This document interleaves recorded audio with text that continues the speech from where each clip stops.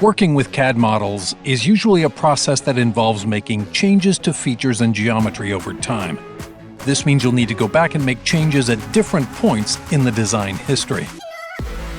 The main ways you can make modifications is by editing sketch dimensions and constraints used to generate 3D features, by editing the features themselves to incorporate different sketch profiles, end conditions, and numerical entries, and by reordering features in the Design Manager and using the rollback functionality to add new features at certain points in the design. In this lesson, I'll walk you through some edits I want to make to this plastic bin box. First, I'll make some changes to sketch dimensions, then adjust some sketch constraints, followed by reordering features and rolling back to add new features, and then making modifications to existing features in the design. Here I have a plastic bin box, which is made of a series of sketch-based features. In this video, I want to show you how you can edit sketch dimensions and constraints to modify the design. I want to make some changes to the overall size of the bin box, as well as some edits to the ridge along the top edge. This means I need to make edits to the sketches those features are based on. To begin, I'll edit the very first sketch, which creates the overall shape of the box. I can simply double-click on the sketch to edit it. Press the N key to switch to a normal view, and begin editing. The first dimension I'll adjust is the overall height, here on the right. I'll double-click on it, then type in a new value of 115 millimeters, and press Enter. All these black dimensions are driving dimensions, meaning that the sketch geometry is determined by that dimension and will change if the value is updated. You may also notice that this sketch has a gray dimension showing at the top. Gray dimensions like this one are driven dimensions, meaning that the value is a result of all the other driving dimensions establishing the overall geometry. In this case, the overall length of the box is determined by this 175mm dimension at the bottom, the 45-degree angle on the bottom left, and the 30mm height. Let's say, though, that I want to use the 200mm dimension currently shown in gray to drive the overall length of the box. To do this, I need to change one of the other driving dimensions to driven. I'll change this 30mm dimension by clicking on the leaders, then selecting the Driven Driving Dimension option from the context toolbar. This changes it to gray. Now I can switch the 200mm dimension to driving by selecting the leaders once again, and then selecting the same icon from the context toolbar. This means I can change the value of this dimension, which I'll change to 215mm, and the entire length of the box updates. Notice as well that the 30mm dimension is automatically updating as a driven dimension, which now has a value of 45mm. This completes the edits to this first feature, so I'll click OK, and the entire model updates. The other feature to which I want to make edits is the ridge on the top of the left and right sides. This means I need to edit the sketch that created this feature. I'll double-click on Sketch 4, press the N key to switch to a normal view, and I can start making edits. The two modifications I want to make are making this angled edge be parallel to the bottom of the box, and making the end of the ridge on the right be in line with the notch at the bottom. To start with the angled edge, it's currently using a perpendicular constraint, which you can see appear when I click on the line itself. To remove this sketch constraint, I can click on the icon and then either press Delete on the keyboard to remove it, or I can click on the Edit Constraint icon in the context toolbar. In this case, I'll edit the constraint, and I can choose which references define the constraint. I'll click on the X to remove the line in reference 2, and I'll click on the vertical line on the right side of the part to force the line in the sketch to remain perpendicular to the vertical edge. This keeps this line parallel to the bottom of the box, but is defined by the vertical edge on the right. Now when I click OK, the line has the sketch constraint applied.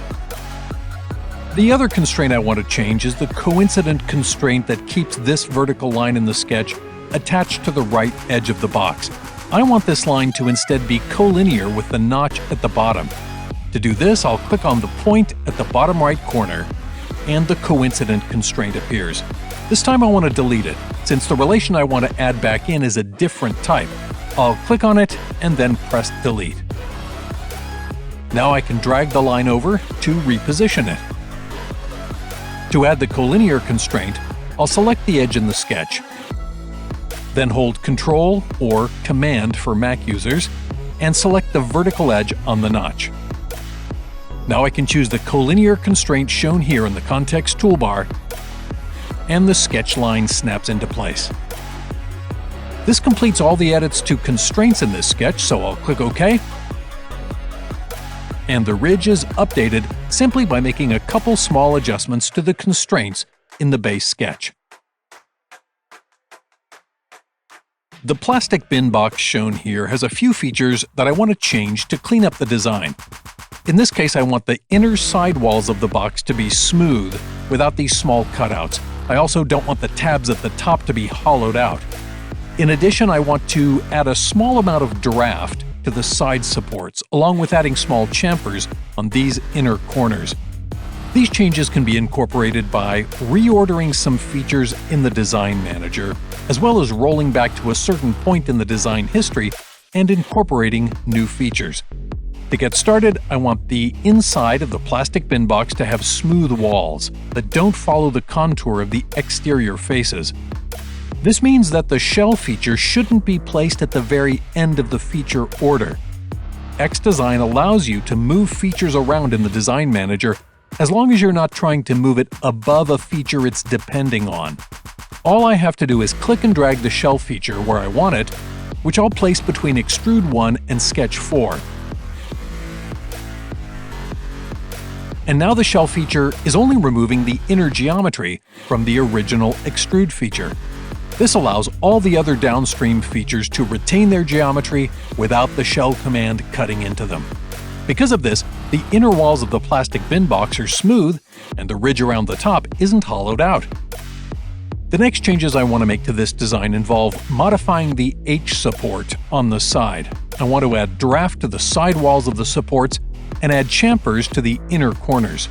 I could go ahead and start adding them directly, but because this H support is mirrored to the other side of the box, I want these features to be incorporated before the mirror feature. To do this, I can drag this dot in the Design Manager back to the last feature I want included, which in this case is the Extrude 4 feature. If I rotate the part, you can see the support is only on one side of the model. Now I'll add the draft feature by clicking the command here in the action bar, then clicking on the front face as the neutral plane, selecting all the side faces of the supports,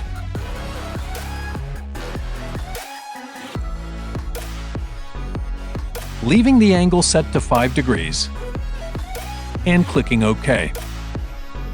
You may have also noticed that the draft feature was added in the Design Manager directly below the Extrude 4 feature just above it. This is because I added the feature once I rolled back to the extrude. Next, I want to add chamfers to these inner corners of the H support. I'll enable the command from the action bar, click on all 4 inner edges,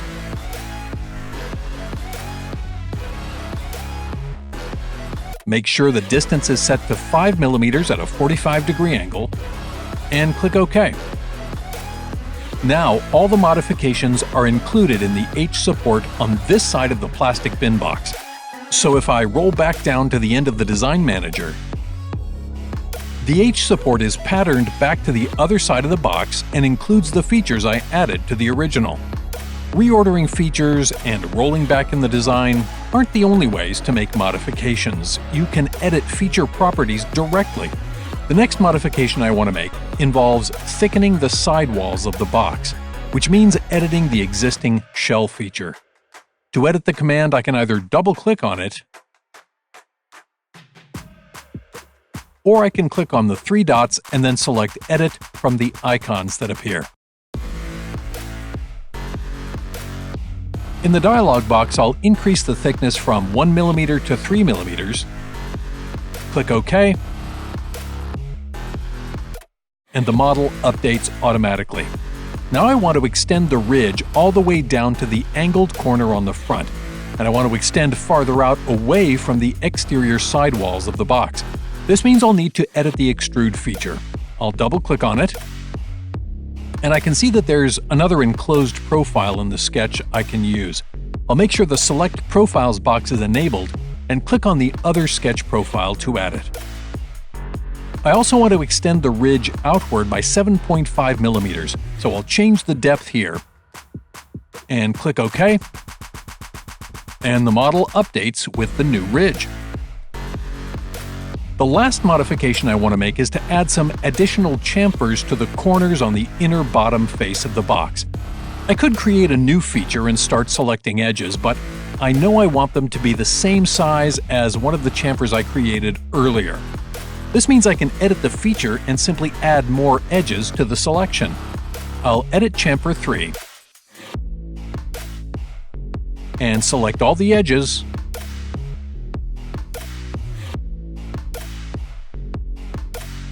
and click OK.